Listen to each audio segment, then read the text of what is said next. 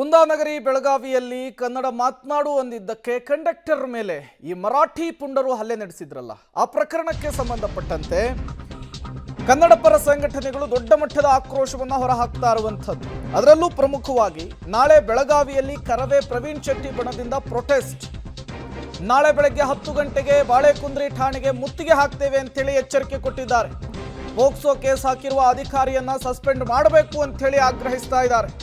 ಇಲ್ಲಿ ತನಕ ಸ್ಥಳೀಯ ಶಾಸಕರು ಒಬ್ಬರೂ ಕೂಡ ತುಟಿ ಬಿಚ್ಚುವ ಕೆಲಸ ಮಾಡಿಲ್ಲ. ಏನೇ ಆದರೂ ಕೂಡ ಸರ್ಕಾರವೇ ಹೊಣೆಯಾಗುತ್ತೆ ಅಂತ ಹೇಳಿ ಎಚ್ಚರಿಕೆಯ ಸಂದೇಶ ಕೊಟ್ಟಿದ್ದಾರೆ. ಪಬ್ಲಿಕ್ ಟಿವಿಗೆ ಕರವೇ ಪ್ರವೀಣ್ ಶೆಟ್ಟಿ ಅವರು ನಾಳೆ ಬೆಳಗಾವಿಯಲ್ಲಿ ನಡೆಸ್ತಾ ಇರುವಂತಹ ಹೋರಾಟ, ನಾಳೆ ನಡೆಸ್ತಾ ಇರುವಂತಹ ಪ್ರತಿಭಟನೆಯ ಕುರಿತು ಮಾತನಾಡಿದ್ದು ಹೀಗೆ. ಬೆಳಗಾವಿಯ ಬಾಳಕುಂದ್ರಿಯಲ್ಲಿ KSRTC ನಿರ್ವಾಹಕನ ಮೇಲೆ ಕನ್ನಡ ಮಾತಾಡು ಅನ್ನುವಂಥ ಕಾರಣಕ್ಕೆ ಹಲ್ಲೆ ಮಾಡಿರುವಂತಹ MES ಪುಂಡರ ಪುಂಡಾಟಿಕೆಯನ್ನು ಖಂಡಿಸಿ ಕರವೇ ಮುತ್ತಿಗೆಯನ್ನು ಆಗಲಿಕ್ಕೆ ಜೊತೆಗೆ ಬೆಳಗಾವಿ ಚಲೋವನ್ನು ಮಾಡಲಿಕ್ಕೆ ಮುಂದಾಗಿದೆ. ನಾಳೆ ಬೆಳಗಾವಿ ಚಲೋ ಕಾರ್ಯಕ್ರಮವನ್ನು ಹಮ್ಮಿಕೊಳ್ಳಲಾಗಿದೆ. ಪ್ರವೀಣ್ ಶೆಟ್ಟಿ ಅವರ ಬಣದಿಂದ ಈ ಚಲೋ ಮಾಡಲಾಗ್ತದೆ. ನನ್ನೊಟ್ಟಿಗೆ ಖುದ್ದು ಕರವೇ ಪ್ರವೀಣ್ ಶೆಟ್ಟಿ ಅವರಿದ್ದಾರೆ, ಮಾತನಾಡಿಸ್ತಾರೆ. ಸರ್, ಸಿದ್ಧತೆ ಹೇಗಿದೆ? ಏನೆಲ್ಲ ಪ್ಲ್ಯಾನ್ ರೂಪುರೇಷೆಗಳೆಲ್ಲ ಹೇಗಿದೆ ನಾಳಿನ ಬೆಳಗಾವಿ ಚಲೋ?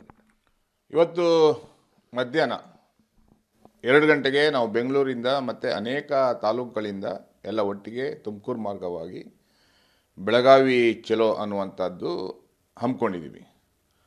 ಅಲ್ಲಿಂದ ಕಿತ್ತೂರು ರಾಣಿ ಚೆನ್ನಮ್ಮ ಸರ್ಕಲಲ್ಲಿ ಎಲ್ಲ ಉತ್ತರ ಕರ್ನಾಟಕದ ಆ ಭಾಗದ ಅನೇಕ ಜನ ಕಾರ್ಯಕರ್ತರು, ತಾಲೂಕು ಅಧ್ಯಕ್ಷಗಳು, ಜಿಲ್ಲಾಧ್ಯಕ್ಷಗಳು ಸೇರಿ ಬಾಳೆಕುಂದ್ರಿ ಪೊಲೀಸ್ ಸ್ಟೇಷನ್ಗೆ ಮುತ್ತಿಗೆ ಹಾಕುವಂಥ ಕೆಲಸ, ಧರಣಿ ಮಾಡುವಂಥ ಕೆಲಸವನ್ನು ಹಮ್ಮಿಕೊಂಡಿದ್ದೀವಿ. ಈ ಕೂಡಲೇ ಮಾನ್ಯ ರಾಜ್ಯದ ಗೃಹ ಮಂತ್ರಿಗಳಾದಂಥ ಪರಮೇಶ್ವರ್ ಅವರು, ಮಾನ್ಯ ಮುಖ್ಯಮಂತ್ರಿಗಳಾದಂಥ ಸಿದ್ದರಾಮಯ್ಯನವರು ಏನು KSRTC ಕಂಡಕ್ಟರ್ ಮೇಲೆ ಪೋಸ್ಕೋ ಕಾಯ್ದೆಯನ್ನು ಹಾಕಿದ್ದಾರೆ, ಅದನ್ನು ವಾಪಸ್ ಪಡೆಯಬೇಕು ಮತ್ತು ಆ ಅಧಿಕಾರಿನ ಸಸ್ಪೆಂಡ್ ಮಾಡಬೇಕು. ಇಲ್ಲಿ ಕನ್ನಡಿಗರ ಮೇಲೆ ಕನ್ನಡಿಗರನ್ನ ಎತ್ಕಟ್ಟುವಂಥ ಕೆಲಸ, ಆ ಕೇಸನ್ನು ವಾಪಸ್ ತಗೋಬೇಕು. ಮರಾಠಿಗರ ಗುಂಡಾಗಿರಿಗೆ ಬೆಂಬಲವನ್ನು ಕೊಟ್ಟಂಥ ಅಧಿಕಾರಿಗಳನ್ನು ಈ ಕೂಡಲೇ ಸಸ್ಪೆಂಡ್ ಮಾಡಬೇಕನ್ನುವಂಥ ಒತ್ತಾಯವನ್ನು ಕರ್ನಾಟಕ ರಕ್ಷಣಾ ವೇದಿಕೆ ಮಾಡ್ತಾ ಇದ್ದೀವಿ. ಇಲ್ಲವಾದಲ್ಲಿ ಕರ್ನಾಟಕ ರಕ್ಷಣಾ ವೇದಿಕೆ ತೀವ್ರವಾದ ಹೋರಾಟವನ್ನು ಹಮ್ಮಿಕೊಳ್ತಾ ಇದ್ದೀವಿ. ಎಷ್ಟು ಜನ ಭಾಗಿಯಾಗ್ತೀರಿ? ಅಲ್ಲಿನ ಹೋರಾಟದ ರೂಪುರೇಷೆ ಹೇಗಿರುತ್ತೆ?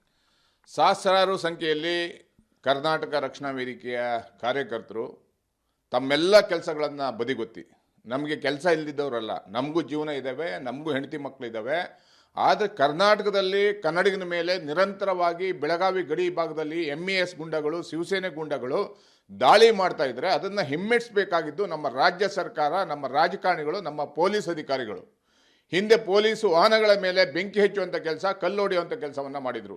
ಹಿಂದೆ ಹೋಟೆಲ್ಗಳ ಮೇಲೆ ದಾಳಿಯನ್ನು ಮಾಡಿದರು. ಕನ್ನಡಿಗರ ಮೇಲೆ ದಾಳಿಯನ್ನು ಮಾಡ್ತಾ ಇರ್ತಾರೆ. ಆದರೆ ಈ ಸರ್ಕಾರ ಕಣ್ಮುಚ್ಚಿ ಕೂತ್ಕೊಂಡ್ರೆ, ಕರ್ನಾಟಕದಲ್ಲೇ ಕನ್ನಡಿಗನಿಗೆ ರಕ್ಷಣೆ ಇಲ್ಲ ಅಂದರೆ ನಾವು ಬೇರೆ ರಾಜ್ಯಗಳಲ್ಲೋ ಬೇರೆ ದೇಶಗಳಲ್ಲಿ ಬದುಕೋಕ್ಕಾಗತ್ತಾ? ಸಂವಿಧಾನವನ್ನು ಒಪ್ಕೊಂಡು ಎಲ್ಲರೂ ನಾವು ಅಣ್ತಮ್ಮನಿರುವಂಥ ಬದುಕುವಂಥ ಕನ್ನಡಿಗರು ನಾವು. ಇಂಥ ಸಂದರ್ಭದಲ್ಲಿ ನಿರಂತರವಾಗಿ ದಾಳಿ ಮಾಡುವಂಥದ್ದು. ಬಸ್ ಕಂಡಕ್ಟರ್ ಏನು ಗೊತ್ತಿದೆ? ಕನ್ನಡ ಮಾತಾಡಿ ಅಂದರೆ ಅವನ ಮೇಲೆ ಹಲ್ಲೆ ಮಾಡಿ, ಊರಲ್ಲಿ ಹೋಗಿ ಅಡ್ಡ ಹಾಕಿ ಅವನ ಮೇಲೆ ಹಲ್ಲೆ ಮಾಡಿ, ಅವನ ಮೇಲೆ ಪೋಕ್ಸೋ ಕಾಯ್ದೆ ಹಾಕ್ತೀರಂದರೆ ಅವ್ರ ಹೆಂಡತಿ ಮಕ್ಕಳು ಏನಾಗಬೇಕು? ಕನ್ನಡಿಗರ ಜೀವನ ಏನಾಗಬೇಕು? ಇದನ್ನು ಕೇಳುವಂಥವ್ರು ಯಾರು? ಅದಕ್ಕಾಗಿ ನಾವು ಕನ್ನಡಿಗರು ಎದ್ದು ನಿಂತೀವಿ. ಅದ್ರ ವಿರುದ್ಧ ಹೋರಾಟಕ್ಕೆ ನಾವು ಶತಸಿದ್ಧವಾಗಿ ಹೋರಾಟವನ್ನು ಮಾಡ್ತೀವಿ. ಆ ವ್ಯಕ್ತಿ ಹೇಳ್ತಾರೆ, ನಾನು ಈ ಪೋಕ್ಸೋದಲ್ಲಿ ಭಾಗಿಯಾಗುವಂಥ ಕೆಲಸಗಳನ್ನು ಮಾಡಿಲ್ಲ ಅಂತ ಖುದ್ದು ವ್ಯಕ್ತಿ ಹೇಳ್ತಾರೆ. ಬಟ್ ಆದರೆ ಗಲಾಟೆಯನ್ನು ಬೇರೆ ರೂಪಕ್ಕೆ ತಿರುಗಿಸುವಂಥ ಕೆಲಸಗಳನ್ನು ಮಾಡ್ತಾ ಇರುವಂಥದ್ದು ನಿಜಕ್ಕೂ ಎಷ್ಟು ಮಟ್ಟಿಗೆ ಸರಿ ಅಂತ ಸಾಮಾನ್ಯ ಜನರಿಗೂ ಅರ್ಥ ಆಗುವಂಥ ವಿಷಯ. ಬಸ್ಸಲ್ಲಿ ಪೋಕ್ಸೋ ಕಾಯ್ದೆ ಹಾಕಿ ಅವರಿಗೂ 60-70 ವರ್ಷ ಆಗಿದೆ. ಅವರ ಯಾರು ಹೇಳಿದಾಳೆ ಅಂಥ ಮಕ್ಕಳಿದ್ದಾರೆ. ಆ ಪೋಕ್ಸೋ ಕಾಯ್ದೆ ಹಾಕುವಂಥ ಅಧಿಕಾರಿ ಇದ್ದಾನಲ್ಲ, ಅವನಿಗೆ ತಲೆ ಇರಬೇಕಿತ್ತು. ಈ ದಾರಿ ತಪ್ಪಿಸುವಂಥ ಕೆಲಸವನ್ನು ಮಾಡಿದ್ದಾರೆ. ಈ ರಾಜಕಾರಣಿಗಳು, ಬೆಳಗಾವಿ ರಾಜಕಾರಣಿಗಳು ಮೌನವಾಗಿದ್ದಾರೆ. ಇದಕ್ಕೆ ಉತ್ತರವನ್ನು ಕನ್ನಡಿಗರು ಕೊಡ್ತಾರೆ, ಕರ್ನಾಟಕ ರಕ್ಷಣಾ ವೇದಿಕೆ ಕೊಡ್ತೀವಿ. ಬೆಳಗಾವಿ ಭಾಗದ ನಾಯಕರು ಯಾರೊಬ್ಬರೂ ಕೂಡ ಈ ವಿಚಾರಕ್ಕೆ ಸಂಬಂಧಪಟ್ಟಂತೆ ಇನ್ನೂ ಕೂಡ ಧ್ವನಿಯನ್ನು ಎತ್ತಿಲ್ಲ. ಕರ್ನಾಟಕದಲ್ಲಿ ಕನ್ನಡಿಗರ ಮೇಲೆ ಈ ರೀತಿಯಾಗಿ ದೌರ್ಜನ್ಯ ಆಗ್ತಾ ಇರುವಂಥ ಸಂದರ್ಭದಲ್ಲಿ ಓಲೈಕೆ ಮಾಡುವಂಥ ಕೆಲಸಕ್ಕೆ ಮುಂದಾಗ್ತಾ ಇದ್ದರ ಹೊರತು ಅದರ ವಿರುದ್ಧವಾಗಿ ಧ್ವನಿ ಎತ್ತುವಂಥ ಕೆಲಸವನ್ನು ಮಾಡ್ತಾ ಇಲ್ಲ. ಯಾಕೆ ಇಷ್ಟೊಂದು ಸೈಲೆನ್ಸ್ ಅಂತ? ನನಗೆ ಸಿದ್ದರಾಮಯ್ಯನವರ ಸರ್ಕಾರ ಬಂದ ಮೇಲೆ ಕನ್ನಡಕ್ಕೆ ತೊಂದರೆ ಇಲ್ಲ ಅಂತ ತಿಳ್ಕೊಂಡಿದ್ದೆ. ಆದರೆ ಇವತ್ತು ಬೆಳಗಾವಿ ಗಡಿ ಭಾಗದಲ್ಲಿ ಅನೇಕ ಸಚಿವರಿದ್ದಾರೆ. ಜಾರಕಿಹೊಳಿಯವರು ಇರ್ಬೋದು, ಹೆಬ್ಬಾಳ್ಕರ್ ಇರ್ಬೋದು, ಅಥವಾ ಬೇರೆ ಬೇರೆಯವರು ಪ್ರಭಾವಿ ಸಚಿವರಿದ್ದಾರೆ. ಅವರು ಇಲ್ಲಿ ತನಕ ಯಾರೂ ತುಟಿಯನ್ನು ಬಿಚ್ಚಿಲ್ಲ. ಅಲ್ಲಿ ಮರಾಠಿಗರ ಓಟಿಗಾಗಿ MES ಗುಂಡಾ ಪಡೆಯನ್ನು ಬೆಂಬಲಿಸುವುದರ ಮುಖಾಂತರ ಓಟಿನ ರಾಜಕಾರಣವನ್ನು ಮಾಡ್ತಾ ಬಂದಿದ್ದಾರೆ. ಇದು ನಿಲ್ಲಬೇಕು. ಕನ್ನಡಿಗರ ಸ್ವಾಭಿಮಾನ ಮುಖ್ಯ, ಓಟು ಅಧಿಕಾರ ಆಮೇಲೆ. ಕನ್ನಡಿಗರ ಮೇಲೆ ಹಲ್ಲೆ ಆಗ್ತಾ ಇದ್ರೆ ಕರ್ನಾಟಕದಲ್ಲಿ ಯಾರೂ ಸಹ ಕೈಕಟ್ಟಿ ಕೂತ್ಕೊಳ್ಳೋಕ್ಕಾಗಲ್ಲ. ಎಚ್ಚರಿಕೆ ಗಂಟೆಯನ್ನು ಬಾರಿಸ್ತಾ ಇದ್ದೀವಿ. ಅಲ್ಲಿರುವ ಕನ್ನಡಿಗರು ನಮ್ಮನ್ನು ಕರೀತಾ ಇದ್ದಾರೆ, ಹೋಗ್ತಾ ಇದ್ದೀವಿ.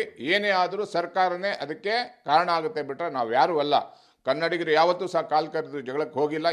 ನಿನ್ನೆ ಒಬ್ಬ ಯಾರೋ ಮಾತಾಡ್ತಾ ಇದ್ದ, ಅಲ್ಲಿರುವಂಥ MES ಗುಂಡ, ಅವನಿಗೆ ಅಂಥವನ್ನ ಬಗ್ಬಡಿಯುವಂಥ ಕೆಲಸ ಸರ್ಕಾರ ಮಾಡಬೇಕಿತ್ತು. ಅವ್ರಿಗೆ ಮಾಡೋಕ್ಕಾಗಿಲ್ಲ ಅಂತ ನಾವೆಲ್ಲ ಅಲ್ಲಿಗೆ ಮುತ್ತಿಗೆ ಹಾಕುವಂಥ ಕೆಲಸವನ್ನು ಮಾಡ್ತೀವಿ. ಬೇರೆ ಏನಾದರೂ ಪ್ಲಾನ್ಗಳನ್ನು ಮಾಡ್ಕೊಂಡಿದ್ರಾ? ದೊಡ್ಡ ಮಟ್ಟದಲ್ಲಿ ಇನ್ನೂ ರಾಜ್ಯವ್ಯಾಪಿ ಹೋರಾಟವನ್ನು ಮುಂದುವರಿಸುವಂಥ ನಿಟ್ಟಿನಲ್ಲಿ ಏನಾದರೂ ಸಿದ್ಧತೆಗಳಾಗಿದೆ? ಖಂಡಿತವಾಗಲೂ ಈ ಹೋರಾಟ ಯಾವುದೇ ಕಾರಣಕ್ಕೂ ನಿಲ್ಲಲ್ಲ. ಕನ್ನಡಿಗರಿಗೆ ಕರ್ನಾಟಕಕ್ಕೆ ತೊಂದರೆ ಆದರೆ ಕರ್ನಾಟಕ ರಕ್ಷಣಾ ವೇದಿಕೆ ಹುಟ್ಟಿರುವಂಥದ್ದೇ ಅದಕ್ಕಾಗಿ. ಕನ್ನಡಿಗರ ರಕ್ಷಣೆಗಾಗಿ, ಕರ್ನಾಟಕದ ಸಮಸ್ಯೆಯನ್ನು ಬಗೆಹರಿಯುವ ತನಕ ಸರ್ಕಾರದ ಮೇಲೆ ಒತ್ತಡವನ್ನು ಹಾಕ್ತೀವಿ. ಎಲ್ಲ ರಾಜಕೀಯ ಪಕ್ಷಗಳು ಮಾತಾಡಬೇಕು, ಎಲ್ಲ ಬಾಯಿ ಮುಚ್ಚಿ ಕುತ್ಕೋಬಾರ್ದು. ಏನು ನಿನ್ನೆ ವಿಜೇಂದ್ರ ಮಾತಾಡಿದ್ದಾರೆ, ಅದೇ ರೀತಿ DK ಶಿವಕುಮಾರ್ ಅವರು ಮಾತಾಡಬೇಕು, ರಾಮಲಿಂಗಾರೆಡ್ಡಿ ಅವರು ಮಾತಾಡಿದ್ದಾರೆ, ಅಭಿನಂದನೆ ಮಾಡ್ತೀನಿ ಅವರಿಗೆ. ಆ ರೀತಿ ಕನ್ನಡಿಗರ ಪರವಾಗಿ ನಿಲ್ಲುವಂಥ ಕೆಲಸ ಈ ಸರ್ಕಾರ ಮಾಡಬೇಕು, ವಿರೋಧ ಪಕ್ಷಗಳು ಮಾಡಬೇಕು, ಅಧಿಕಾರಿಗಳು ಮಾಡಬೇಕು ಅನ್ನುವಂಥ ಒತ್ತಾಯವನ್ನು ಮಾಡ್ತಾ ಇದ್ದೀನಿ. ಇದಿಷ್ಟು ಕರವೇ ಪ್ರವೀಣ್ ಶೆಟ್ಟಿ ಅವರ ಮಾತು. ಕ್ಯಾಮರಾ ಪರ್ಸನ್ ನವೀನ್ ಜೊತೆ ರಾಘು ಮರಿಸ್ವಾಮಿ, ಪಬ್ಲಿಕ್ ಟಿವಿ, ಬೆಂಗಳೂರು.